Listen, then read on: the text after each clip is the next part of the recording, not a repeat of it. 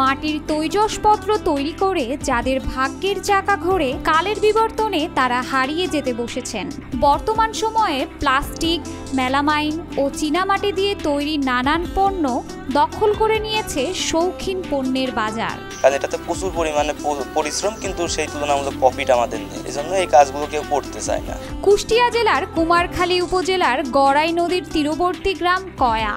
এই এলাকায় মৃৎশিল্পের সাথে জড়িয়ে আছে কুমার সম্প্রদায়ের বেশ কয়েকটি পরিবার। তবে এখন মাটির জিনিসের কদর না থাকায় দিন দিন কমে যাচ্ছে তাদের আয়। এখান থেকে যে আয় হয় কোনো রকম দিন চলে যায়, কিন্তু এতে বাড়তি কিছু করা যায় না। মানে খাওয়া পড়া, চিকিৎসাপত্র হয়ে যায়, দুটো ডাল ভাত জোটে, এইভাবে আর কি আমরা জীবনযাপন করি। কয়া গ্রামের মৃৎশিল্পী গৌতম পাল উত্তরাধিকার সূত্রে পেয়েছেন এই পেশা। বাবা ঠাকুরদা এই পেশার সাথে যুক্ত ছিলেন, তবে বর্তমানে এই পেশা থেকে যা আয় হয় তাতে কোনো রকমে চলছে সংসার। আমি এই পেশার সঙ্গে জন্মসূত্রে থেকে জড়িত। বাবা ঠাকুরদাদা এই পেশায় নিযুক্ত ছিলেন। আমিও লেখাপড়া করতে পারি না, বাবা খুব গরিব ছিল, যার কারণে এই পেশাতে জড়িত হয়ে গেছি।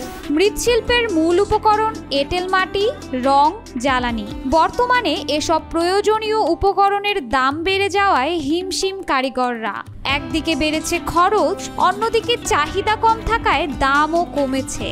ফলে এই পেশায় থেকে জীবিকা নির্বাহ দিন দিন কঠিন হয়ে পড়েছে। মাটির জিনিসের দাম খুবই কম, পারিশ্রমিক হিসাবে খুব কম দাম, যার কারণে আমাদের বেনিফিটটা কম আসে। এই মাটিটা আগে আমরা নদী থেকে নিতাম, এখন নদীতে বালি দিয়ে বন্ধ হয়ে গেছে। এখন আমরা মাঠ থেকে সংগ্রহ করি, কেউ পুকুর কাটলে সেখান থেকে নিই, কিন্তু অনেক দাম। এক ট্রলি মাটির দাম 3000 টাকা বর্তমান।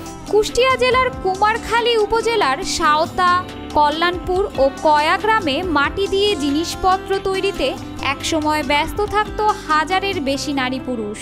তবে চাহিদা কমায় ও উৎপাদন খরচ বাড়ায় এ শিল্পের সাথে জড়িত অনেকেই পেশা বদল করে বেছে নিচ্ছেন অন্য পেশা। এখন মাত্র 10 থেকে 12টি পরিবার এই পেশায় যুক্ত আছেন। ছোটবেলায় থেকে করছি বাবা মার সাথে, তারপর বিয়ের পরেও করেছি, এখন আবার নাতি পুতি ছেলে মেয়ে সবাই করে। ছোটবেলাতে এই কাজে করছি, আবার বিয়ের পরে শ্বশুর বাড়িতে এসে এই কাজে করে। আর যারা বংশ পরম্পরায় পাওয়া এই পেশা ছাড়তে পারেননি, তারা ভুগছেন অস্তিত্ব সংকটে। একদিকে আয় উপার্জন নেই বললেই চলে, অন্যদিকে নতুন পেশায় মানিয়ে নেওয়াও বেশ কঠিন। এইগুলা করে কোনো রকম আমাদের দিনটা চলে যায়, কিন্তু আগে যেরকম এই মালগুলার চাহিদা ছিল বর্তমান বাজারে সেরকম চাহিদা নাই এইখানে। এই জন্য আমাদের কি করতে হয়, দেখা যাচ্ছে অনেক জায়গা থেকে অর্থ ঋণ নিয়ে আমরা এই কাজগুলা করে থাকি। জানা যায় কারখানাতে এখন কেবল 15 থেকে 20 প্রকারের পণ্য তৈরি হয়ে থাকে, যার মধ্যে সবচেয়ে বেশি চাহিদা দইয়ের পাতিলের। বিভিন্ন জায়গা থেকে অর্ডার আসলেই সাধারণত এগুলো তৈরি করা হয়। আমরা মাটির কাজ করি, এখানে আমাদের কারখানাতে 15 থেকে 20 রকম আইটেমের মাল তৈরি করা হয়। যেমন আমাদের প্রধান এখন দইয়ের পাতি, এবং আমরা অনেক রকম পূজার যত সামগ্রী লাগে সেগুলা তৈরি করি, জল রাখা ফিল্টার তৈরি করি, পাশাপাশি যত রকমের আমাদের নতুন নতুন মালের অর্ডার হয় বাইরে থেকে, আমরা সেগুলা তৈরি করি। স্থানীয়রা বলছেন এক সময় তারা মাটির পাতিলে ভাত রান্না করেছে, মাটির পাত্রে খাবার খেয়েছে। এছাড়াও দৈনন্দিন জীবনে মাটির বাসনপত্রের ব্যবহার ছিল ব্যাপক। তবে আধুনিকতার ছোঁয়ায় মাটির তৈরি বাসনপত্র এখন আর তেমন দেখা যায় না। তারা মাটির পাতিলে ভাত রান্না করেও খাওয়াইছে, তো আমি খেয়েছি। তো এখন তো বিভিন্ন ডিজিটাল যুগ, তো আগে দেখছি যে তারা নদী থেকে মাটি কাটছে, মাটি কেটে নিয়ে এসে তারা কাজ করছে। তো এখন তো সেই পরিস্থিতি নেই, সে পরিবেশও নেই। তো আজকে তাদের এই কাজ করতে একটা খাল কিনা লাগছে মাটি কাটার জন্য, বা পরিধ দিয়ে কাটা, বা সেটা গাড়ি ভাড়া করে নিয়ে আসা। ঐতিহ্যবাহী এই মৃৎশিল্পকে বাঁচাতে সরকারের বহুমুখী উন্নয়ন কর্মসূচি প্রয়োজন বলে মনে করে কুমোরেরা।